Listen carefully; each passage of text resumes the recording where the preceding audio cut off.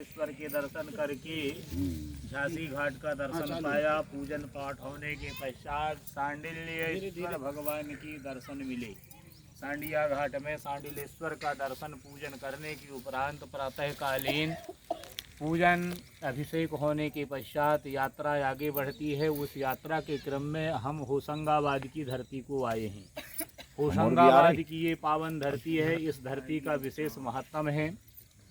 नर्मदा पुराण के अंतर्गत स्कंद पुराण ने जो वर्णन किया है कि नर्मदा जी की जो पैदल परिक्रमा लगाई जाती है वो सबसे पहले रहने वाले यहीं के संत थे। प्रातः ही स्मरणीय कमल भारती महाराज, ऐसे संत की इच्छा हुई कि हम नर्मदा जी की परिक्रमा पैदल करें। संतों की जमात एकत्र किया। उस संतों की जमात में संतों ने कहा पैदल चलना बड़ा कठिन है, नहीं जा पाएंगे। तो ऐसी कृपा हुई, नर्मदा जी की कृपा से अचानक हाथी प्रकट हो गए, घोड़े प्रकट हो गए, ऊँट प्रकट हो गए, पालकियाँ प्रकट हो गई। उनमें बैठ के बहुत से संतों ने परिक्रमा को किया। उनके साथ में परम श्रद्धे श्री गौरी शंकर ब्रह्मचारी महाराज भी थे। और गौरी शंकर ब्रह्मचारी की इच्छा थी कि हम भी परिक्रमा में चलें, हम कछु ना कर पाएंगे, रसोईया का काम करेंगे। वो थोड़ा भोजन पानी बना बनू के दे देते थे। नर्मदा जी ऐसी इष्ट हो गई थी कि यहाँ से जब अपन आगे चलेंगे तो केवलारी नदी का संगम मिलेगा, कोकसर, वहाँ उनकी समाधि मिलेगी बाबा जी की। उनकी समाधि के दर्शन होंगे। और बाबा जी जब यहाँ से परिक्रमा लगाए थे तो मैया की कृपा से सारी व्यवस्थाएं हो गईं और माँ नर्मदा की परिक्रमा उन्होंने किया। कहते हैं शूलपाणी की झाड़ी में अश्वत्थामा के भी उन्हें दर्शन प्राप्त हुए थे। अश्वत्थामा के दर्शन प्राप्त हुए थे। तो जहाँ अपन बैठे हैं इसके पीछे बांद्रा भान है। उस बांद्रा भान में तवा नदी का संगम है। तवा नाम की एक नदी आई है जो नर्मदा के जल में संगम करी है।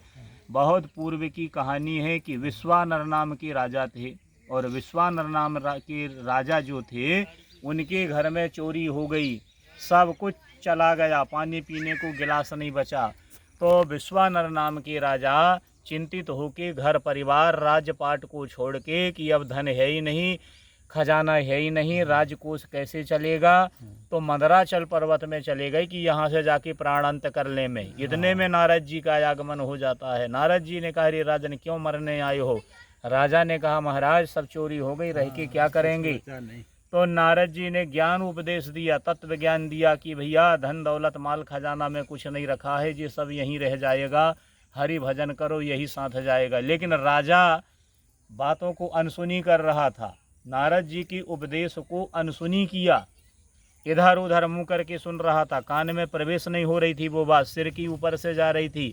तो नारद जी का क्रोध आया। नारद जी ने कहा मैं 2 घंटे से उपदेश दे रहा हूँ, मेरे उपदेश को नहीं सुन रहे हो, मन चंचल हो रहा है, इसलिए मेरा श्राप है कि तुम बंदर बन जाओ। राजा रोने लगे कि जब बंदर बन जाऊंगा तो मेरी मुक्ति कब होएगी? बोले देवयोग से यदि तुम बैसाख महीने में नर्मदा के जल में प्राण निकल जाएंगे तो मुक्ति हो जाएगी।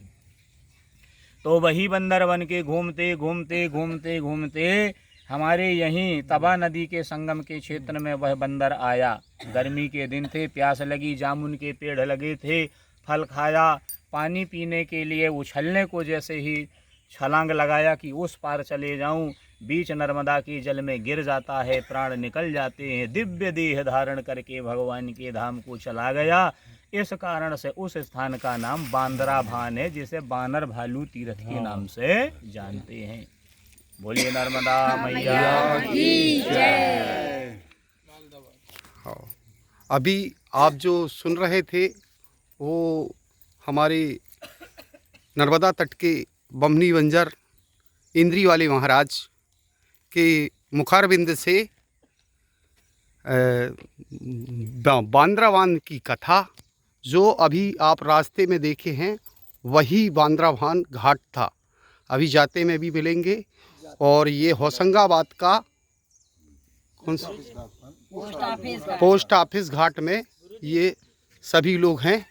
नर्मदा परिक्रमावासी नर्मदे हर की जय। यहाँ की और भी कथाएं हैं। ज्ञान सत्र प्रकाशन है, नर्मदा जी का पुराण का विशेष प्रचार प्रसार यहीं से हुआ। यही नगरी ज्ञान सत्र प्रकाशन, 18 पुराण की कथाएं, संत सम्मेलन और अनवरत भिक्षा, सदा व्रत खुलना, जानकी सेठानी के पक्के घाट बनवाए गए, शनिदेव का मंदिर यहाँ का बड़ा प्रसिद्ध, जगन्नाथ जी भगवान का मंदिर बड़ा प्रसिद्ध है। हो गई। नर्मदे हर हर।